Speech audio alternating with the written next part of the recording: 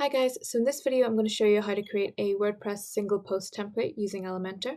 The Elementor theme builder lets you design your own single post template from scratch using all the elements and tools that they provide.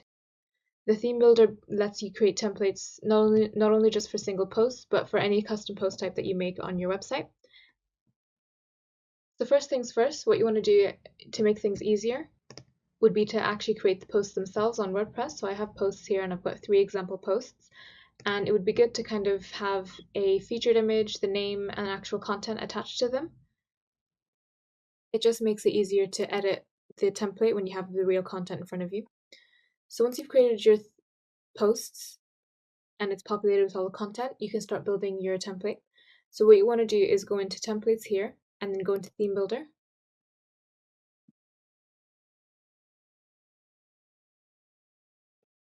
And then you want to click single post. And then you want to just click add new.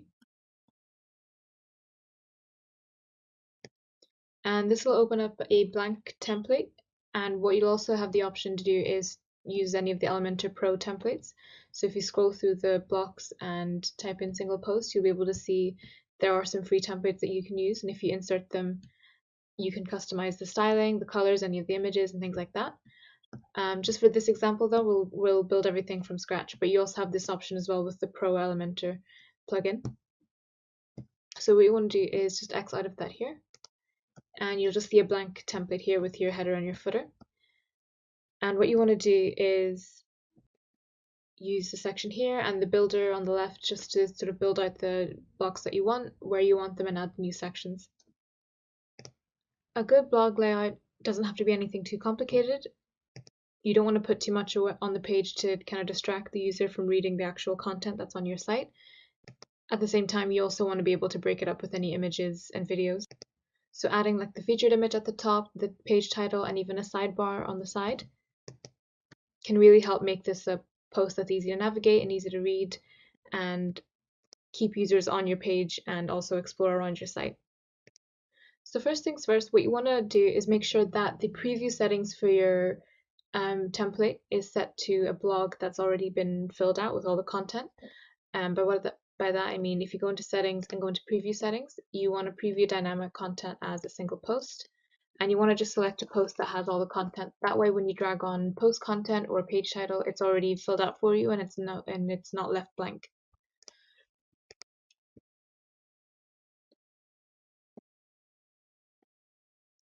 So for this blog layout, what we're going to do is a simple hero section with the title, some meta information including like the date or the author, the actual post content, and then some links to other blog posts, as well as external links to share the post with, like, online with social media. So firstly, I'm going to start off with the hero section. So I'm just going to click the plus sign and I'm going to select just the one column structure. And I'm just going to keep it boxed for now. And then I'm going to drag on the post title. So if I go into elements, you'll see the single option. So these are all of the elements that come with the single page template. So you have things like the post title, post content, featured image, things like that. And I'm just going to take the post title and just drag it on here. And you can see it's already filled with dynamically with the post title. And then you can come into style and change any of the styling settings that I need. And I can change the typography and things like that. I might even want to add the post excerpts at the bottom, just to kind of give users an overview of what this post is going to be about. So if I go back into the elements here and then select post excerpt, I would just click on that and drag it just underneath. And you can see it shows up here. If I didn't want it to take up the whole space, what I'd do is put it in a inner column. So if I put in intersection here, and then move the excerpt into one of the columns, you can see it kind of takes up half because it's within the column. And then I can also choose to kind of drag that a little bit to the left or the right, so then I can decide exactly how much space I want this excerpt to take up. Just a tip with the inner columns is that they all come with padding underneath. So if I hide this editor here, you can see it's sort of not aligned to the title because of the inner column that has some padding. So what you want to do is go into column, go into advanced, and then get rid of the padding here. And you might want to do the same with the left one. And now when I go check it, because the padding's been removed, I can see it aligned to the left. If you're not happy with the height of the section, by default, the height of it will sort of flow with the height of all the elements that are within it. Or if you want, you can set a minimum height, or you can also set it to fit the screen. So whatever the user screen size is, it'll resize to fit that. For this post, we'll just stick to minimum height, and we'll give it a height of 350. And you can also give it a background color so it's not left so white. So what you want to do is click on the sections to give the section a background color, and then go into style and then background type, and you also want to click color, and you will just use the color block here or the color wheel or the transparency to kind of decide what color that you want the section. And then once you're happy with that, you would just leave it there here. And what you can also do is add any post meta, so or post information. So if I drag on this widget here, I get information like the author, the date, the time, comment, things like that. And you can go in and remove which ones that you want. So for example, if you don't want to show the author or the number of comments or even the time, you can just have the date in there. And if you want, you can go in and add them back in by just going in, clicking into the item, and then you want to just click into type and then click on the type that you want. If you have a dynamic field on each of the posts, you can select custom. And then with the dynamic tags, you can go in and select if it's a ACF field or if it's a JET field or anything like that, it will show up here, and then you can add a new sort of custom metadata onto the post. And for now, we'll just stick to date. And then within date, you can select a different format. So you have custom formats, and you also just have the pre-made formats as well. Same with time. If you were to do the time, you can also set a time format, and you can set it to be a custom format, or you can choose a format that's already been laid out here. Within the comments, you can also do a custom format in terms of the message to write once if there's no comments or if there's only one comment, and things like that. And then terms, you can also do a list of the taxonomies that are attached to it. So for example, if you want to list the categories that are assigned to the post, you would just select the categories, and it'll show up as a list, all the categories that's attached to the post. And then you can choose if you want it linked as well. So if I were to click on marketing, it'll take me to the marketing category page and show me all of the posts that are attached to marketing. I can do the same with tags. So it'll show me all the tags that are attached, and same if I want to link them or not, it'll take me to the an archive page of all of the posts showing all of the posts attached to that have tech assigned to them as a tag. With all of them, you can select an icon. So the default icon is already set, but if you want to put in your own, you just click custom, and then you can either upload an SVG or you can go into the icon library. And then you can go into style and then change the styling. So if you want to have spaces between them, if you had more than one in the list, you can change the alignment, and you can choose to add a divider. With the icon, you can choose the different colors and also the size. So if we were to increase that size a little bit. Same with the text. If you want to change the text color, if you wanted to change the typography, you can. Once you're happy with the hero, then we can move on to the next section. And for this will be the actual post content. And what we'll do is we'll do post content with a sort of simple sidebar that we'll make with Elementor. So it'll be a 2-column layout. So for that, I will add a 2-column layout here, and they won't be equal columns, because the sidebar won't need as much width as the post content. So I'll just use this one here. So the left column has a bit more width than the right one. And you can see that's already made here. And then if I go back into elements, I'm going to select the post content and just drag it in here.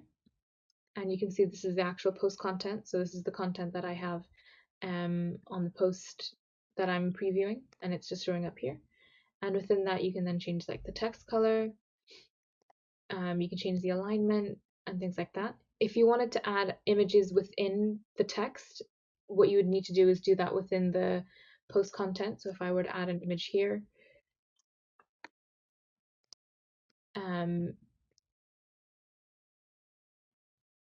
that would then show up on the post. So that's if you wanted to change the actual content within. Same with any links. If you want to link any of them, you would do that on the actual post and not within Elementor, so that's kind of important. And now if I just close that for a sec and just have a look at what the page looks like, you can see I'm missing some spacing in here. So I will go into section and then I will add some top padding on the top here.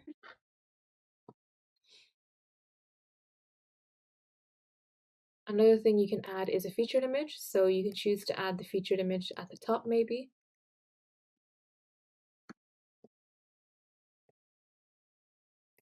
Or you can remove it altogether if you don't want to keep it on the page, it's up to you. One thing to note is to make sure that all of your pages have an H1 tag. H1 tags are an important part of SEO. And it's important that each page on your site has only one. Good H1 tags would match them to your title tags, and it can make a big difference to your SEO performance. So for example, if you wanted the page title to be your H1 tag, what you want to do is click onto the page title, post title here, go into content, and then where it says HTML tag, make sure that it's set to 1. And this is set automatically if you were to use the post title, but if you were to do it manually and just use the heading, you can see the default is actually H2, and what you want to do is change that to H1. Now that we have the post content done, what we'll do is build out the sidebar. So within the sidebar, we'll have links to other posts on your website, and we'll also have social media links as well, so people can share the post on social media. A good way to do this would be to break them up with headings. So I will add a heading up here, and I'll change it to H6. I think it's not that important. And I will call this heading share this post.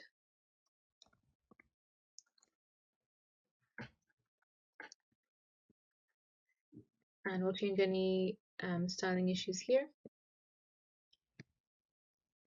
And then just underneath that, I will add the share buttons. So if I type in share, you can see share buttons come up here. And a list of Facebook share button, or Facebook, Twitter, LinkedIn. These are all share buttons that we can use for the website and for the post specifically. And under this section here, the item section, you can choose exactly where you want people to post to.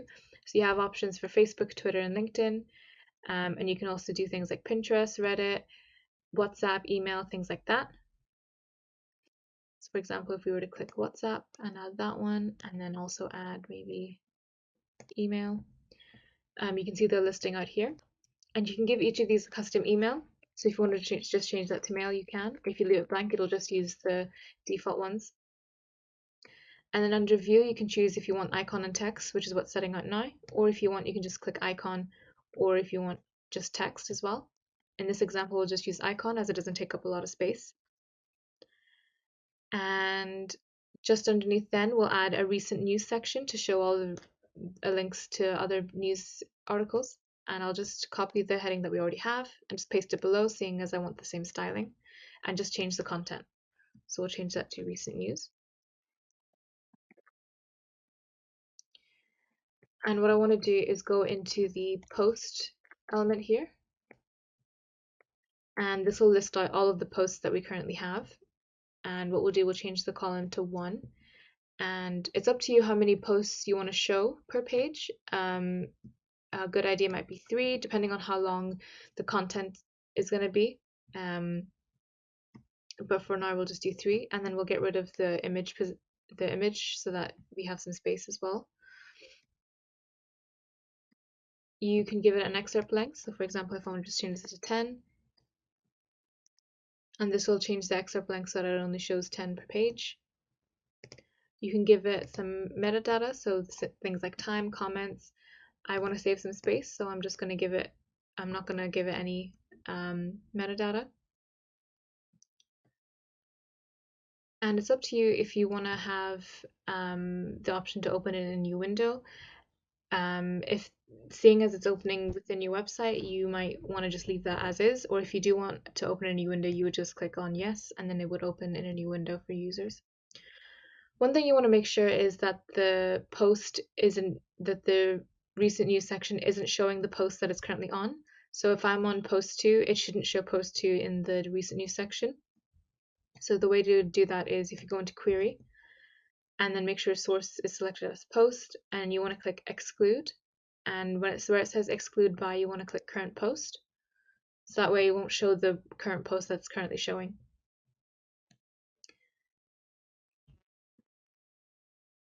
And then, like all the other widgets in Elementor, what you can do is go into style and change the styling to however you want. So for example, I'm going to change the text colors to black.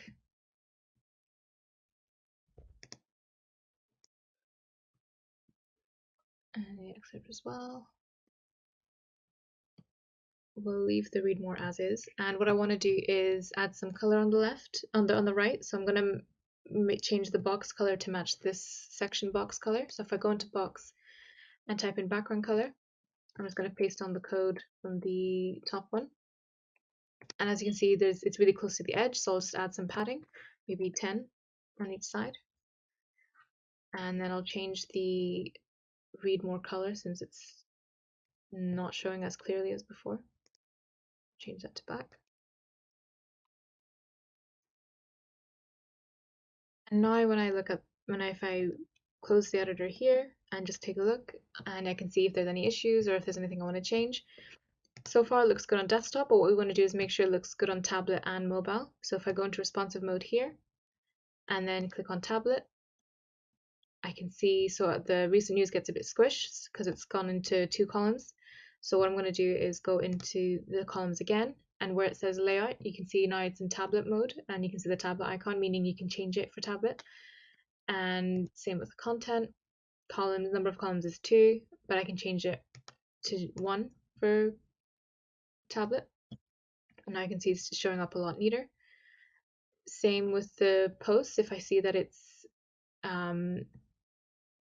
maybe too big, what I can do is go into style, and where it says button size, I can increase or decrease that. You want to make sure, just for accessibility purposes, because it is on a smaller screen, that people are able to click the buttons. So you don't want to make it too small. And the text looks fine, spacing seems to be okay. But if I wanted to maybe add a bit more padding on this column here, what I would do is just get rid of the column and then add maybe a bit more column padding on the left so that it's not so close to the edge. And I'll do the same for this column here, just to make sure it all matches.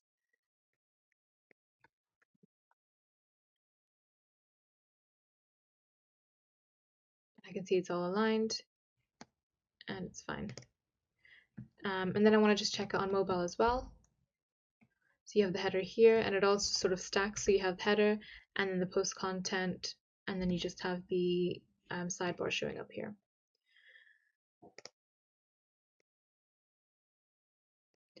Once you're happy with everything, it's then time to publish your post. So that just means to make sure the template is active and on all of your posts. You just click publish here and then add condition. And just like with headers and footers, you can add the post depending on what post type it is. If you wanted to just add it onto your post type, or if you want to add it to a custom post type, you just click all singular, drop down, and then where it says post, you just want to click posts, or wherever your custom post type is listed, you would just click on the custom post type, and you can either choose all, or you can choose specifically a specific quote, or you can do a post that is in a specific category or in a specific tag. You can really define what template you want for each post, and have different types of templates for each kind of post type and category types. But for now, we'll just do all posts, and then just click Save Close. And you can see it's now live. So if I were to view our post now, you can see post 2 is now here with all of the updated content and all of the share options and things like that.